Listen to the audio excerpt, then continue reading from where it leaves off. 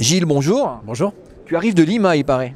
Oui, effectivement, avait lieu à Lima depuis maintenant une douzaine de jours la conférence mondiale des partis. La 21e conférence des partis aura lieu à Paris l'année prochaine, mais nous étions à Lima cette année pour la 20e. D'accord, donc qu'est-ce qu'on va trouver dans cette conférence l'année prochaine à Paris? Alors, une conférence mondiale des climats, c'est la négociation. On a entendu tous parler de Kyoto, de Copenhague. C'est le moment où les Nations Unies, à 195 pays maintenant, décident des politiques des pays. Et c'est très important ce qui va se passer à Paris parce que Kyoto ne sera plus efficient.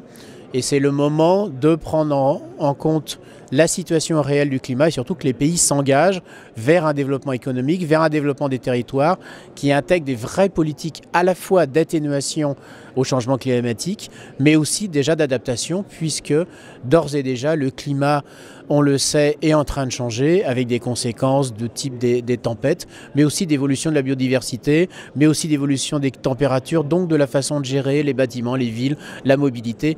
Ça intervient à tous les niveaux. La présence ici, ça sera quelque chose de on peut participer. Comment on fait pour participer si j'ai des choses à montrer?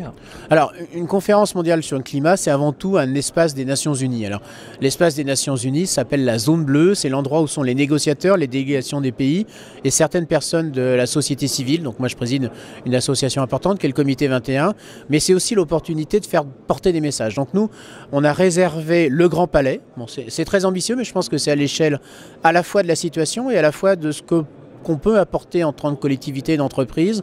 Donc c'est un peu pompeux, mais on appelle ça une exposition universelle des solutions pour le climat, mais c'est surtout tout ce qui marche, que ce soit les entreprises, les collectivités, les associations, les citoyens. Tout ce qui marche, on va le montrer au Grand Palais, on va le donner à voir, et surtout on va essayer de trouver les logiques de participation pour que tout ce qui marche à un endroit, on puisse le généraliser.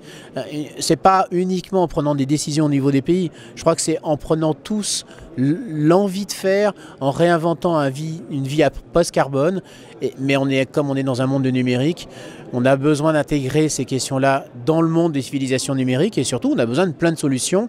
L'aspect le plus évident, c'est celui de la donnée. On a besoin de données, de comprendre comment ça marche, à la fois pour bien analyser les choses et aussi pour que toi et moi, dans nos comportements, si on les fait évoluer, on voit bien que à tel niveau, on va économiser du carbone, à tel autre, c'est de l'énergie. Enfin, on a besoin de connaître, de comprendre et surtout d'agir globalement au niveau des territoires. Et le point de départ, et ça c'est celui sur lequel je travaille particulièrement à l'Institut Mines Télécom, c'est celui de créer les systèmes d'information dont on a besoin pour le climat.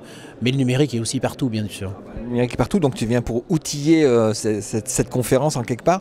Là, tu viens faire quoi? Tu viens présenter la conférence, tu viens faire ton marché, déjà repérer des choses? Alors, un peu tout ça. D'abord, je viens animer la clôture d'un forum de l'Institut Mines Télécom à travers un groupe qui s'appelle Futuring Cities. On essaye d'anticiper les choses et on implique actuellement des chercheurs dans tous les domaines de Mines Télécom, de l'énergie, mais aussi des sciences humaines. Et puis aussi, je vais effectivement faire mon marché, rencontrer des gens, construire des partenariats. Pour l'instant, on n'a pas vraiment un espace numérique au Grand Palais, comme on va avoir un espace ville durable, comme on va avoir un espace mobilité, et aussi de voir comment on peut mutualiser, partager une logique de cluster pour que le numérique et les télécoms puissent jouer pleinement leur rôle dans cette révolution en marche, et aussi jouer des opportunités commerciales, bien sûr. Merci Gilles. Merci.